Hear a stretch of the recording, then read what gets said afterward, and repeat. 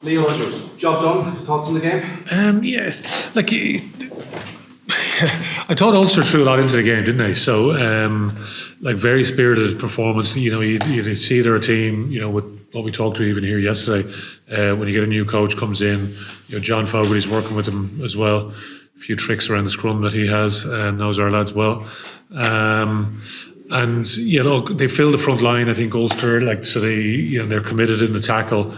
So it's going to take a bit of time in terms of trying to wear them down, and because of they kick a lot from 9 in particular, so then they try to pin you in your end, and you know, if you're not good in terms of your own aerial receipts, they can put under a lot of pressure. So you know, both teams had a chance at the start of the game. We had a chance down the far end, we didn't convert. They had one where they get held up, and eventually then obviously with both teams having chances, Robbie scores that try, and then we kick a penalty, and James has a good effort, which is a good team try, I thought, where we put them through a lot of phases. And I think that's where you get some of the benefits of some of the carrying game, because eventually they just sort of start to slip off the odd tackle, or you get some soft shoulders, and James did excellently well in terms of his finish. So then at 17-0, we're lucky probably to hold them out maybe just before half time, which is a big moment. You know what I mean? Then you go 17-0 at half time, and not that the game is done at that stage, because there's still a lot of work to do, but it gives you a bit of breathing space, certainly. So second half is probably a bit tit for tat, wasn't it? Then we get a couple of tries probably late on, which a bit of gloss on the game really. But listen, lots of good stuff. It's great. I thought the atmosphere was really good out there, because it's a fifth playoff game, and it's a big ask on supporters. So we're unbelievably appreciative of the supporters.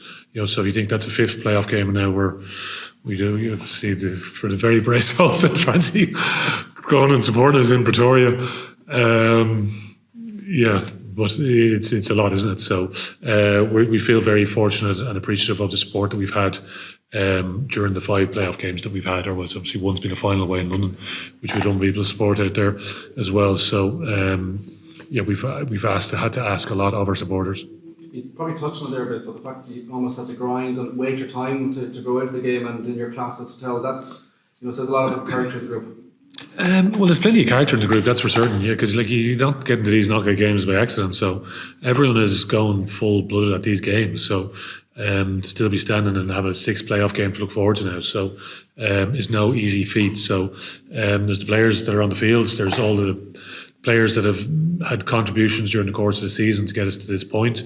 Because we've had to, you have to juggle the resources over the course of a season, and to still be, to still be able to fire at this point of the season. So, and overall, listen, the health of the squad is in pretty decent shape. You know what I mean? So, but that requires, you think back to round 1, we started the competition away in Glasgow. Glasgow had all their Scottish internationals came back from the World Cup, whereas we didn't have anybody, which was one of the games obviously we lost, and Glasgow got off to a flyer because they were fully loaded pretty much from day 1 of the competition. So, and that's what you're up against during the course of the competition, which people tend to forget when they look at the league tables at the very end. So, so there's lots of different dynamics, and that's the beauty of the competition, isn't it? So how you navigate your way through.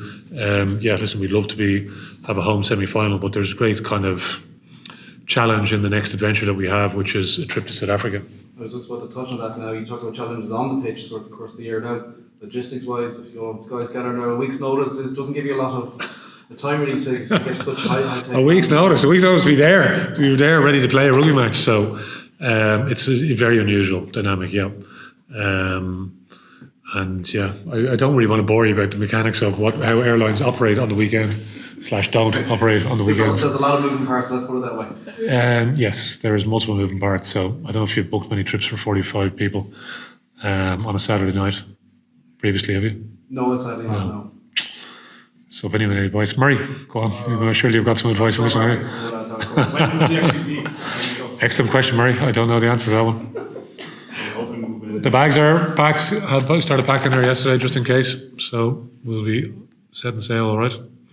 People go on the boat. Teams do it differently. Some go to Cape Town and then fly up. Do you have a strategy decided for that? Depends what's available. It's very tricky though time of year if you think about it, like middle of June to try and travel at the best time. So just a little small 45 working party. So we'll get out there ever means possible.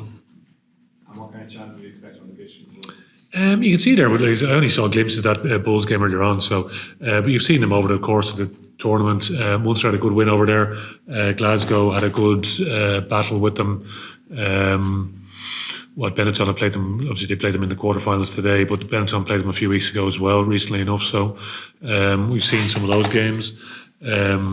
Oddly enough, that's the one game I've missed of Leinster play. I was watching that game in Wexford with Shawnee with the Rains when we had the group over there. If you remember, this time last season. So, which is a very strange experience watching that game. So it was the only game I managed to miss. So,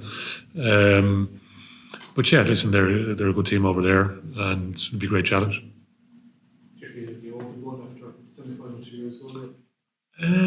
It's not really about owing anybody. It's just from our own point of view. Like we owe, I think like in whatever group does travel, I think we owe to ourselves to put in a performance. So nobody's going to give us anything, are they? So we just need to deliver a big performance for ourselves. It's not about owing anybody. It's owing the people probably that have done so much work over the course of the season, and for the fans, we'll have thousands of Leinster supporters over there, but for the fans that have, as I said, for the 5 playoff games that we have had, I think if you think we've played last 16 here against Leicester, quarterfinal here against La Rochelle, which is packed out in a week, you go to Croke Park, which is sold out, 82,500 people or whatever the number is, to a final in London where there's at least 30,000 Leinster fans, maybe 40. I don't know what the exact number is. It's amazing to see that sea of blue when you arrive there. So that's who we owe to, would be my opinion.